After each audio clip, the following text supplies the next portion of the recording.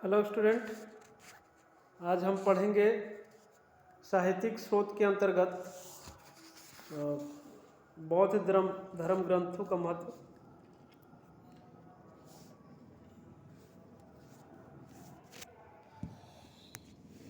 ब्राह्मण धर्म ग्रंथों के समान ही बौद्ध ग्रंथों ने भी प्राचीन भारतीय इतिहास पर व्यापक प्रकाश डाला है। बौद्ध धर्म ग्रंथों में निम्नलिखित प्रमुख हैं। पहला है पीटक। पीटकों की संख्या 3 है। ये है विनय पीटक, सूत पीटक तथा अभिधम पीटक। विनय पीटक मठ में रहने वाले भिक्षुओं के लिए आवश्यक निर्देश है। विनय पीटक में मठ में रहने वाले भिक्षुओं के लिए आवश्यक निर्देश हैं। सूत पीटक में महात्मा बुद्ध के उपदेशों का सार दिया गया है। अभिधम पीटक की 7 संग्रह है। इसमें महात्मा बुद्ध के उपदेशों की दार्शनिक रूप में व्याख्या की गई है। तीनों पीटकों की भाषा पाली है। जातक। बौद्ध ग्रंथों में जातक का दूसरा प्रमुख स्थान है। जातक में महात्मा बुद्ध के पूर्व जन्मों का विवरण है, जो कथाओं के रूप में है।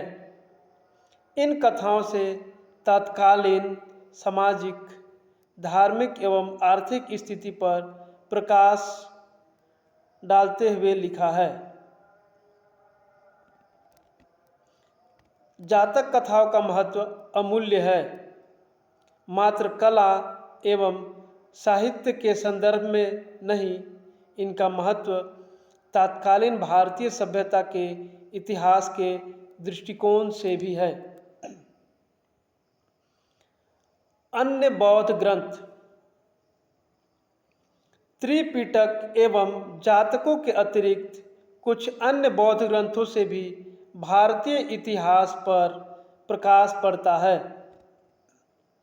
मिलिंद पन्हो नामक ग्रंथ से मिनेंडर के समय की सामाजिक एवं धार्मिक स्थिति के विषय में जानकारी उपलब्ध होती है। दीपवंश एवं महावंश से मौर्य काल के विभिन्न पहलुओं पर प्रकाश पड़ता है। इसमें श्रीलंका के राजवंशों का ऐतिहासिक वर्णन उपलब्ध होता है।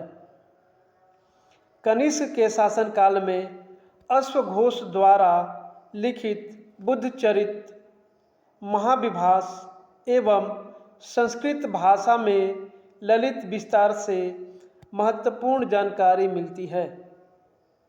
दिव्यावधान, वैपुलस्य सूत्र एवं मंजूश्री मूलकल्प एवं अन्य प्रसिद्ध बौद्ध ग्रंथ हैं। जैन ग्रंथ। जैन ग्रंथ बौद्ध ग्रंथों के समान जैन ग्रंथ भी महत्वपूर्ण धार्मिक होते हुए भी ऐतिहासिक दृष्टि से महत्वपूर्ण है। जैन ग्रंथों में त्रिलोक, प्रचित, आराधना कथा कोश,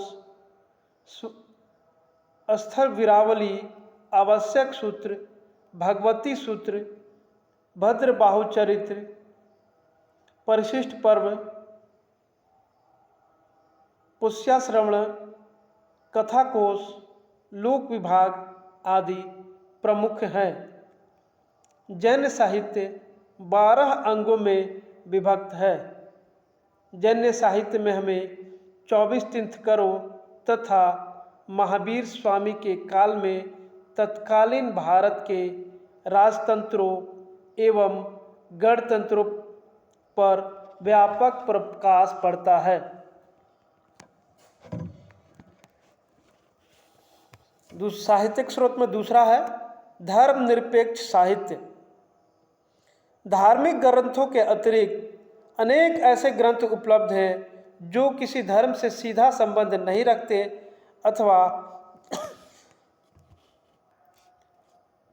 अथवा किसी धर्म से प्रभावित नहीं है।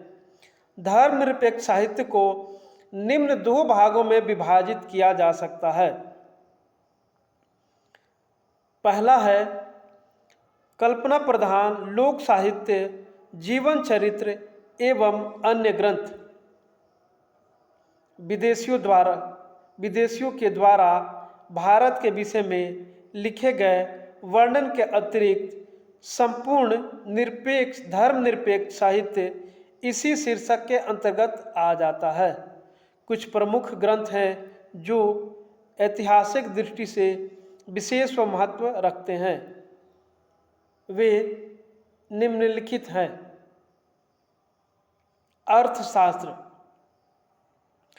अर्थशास्त्र की रचना चंद्रगुप्त मौर्य के प्रधानमंत्री चाणक्य ने ईसा पूर्व 4वीं शताब्दी में की थी।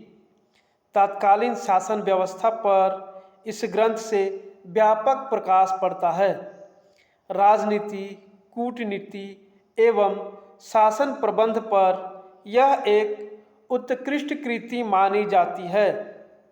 मौर्य काल के विषय में जानकारी देने वाली यह सबसे प्रामाणिक पुस्तक है। अर्थशास्त्र की तुलना मैकियावेली के ग्रंथ दी प्रिंस से की जाती है। मुद्रा राक्षस, इस नाटक की रचना विशाखा दत्त ने की थी। इसमें नंद राजा के पतन तथा चाणक्य द्वारा चंद्रगुप्त को राजा बनाए जाने का उल्लेख है। इस नाटक की रचना 7वीं शताब्दी में हुई थी।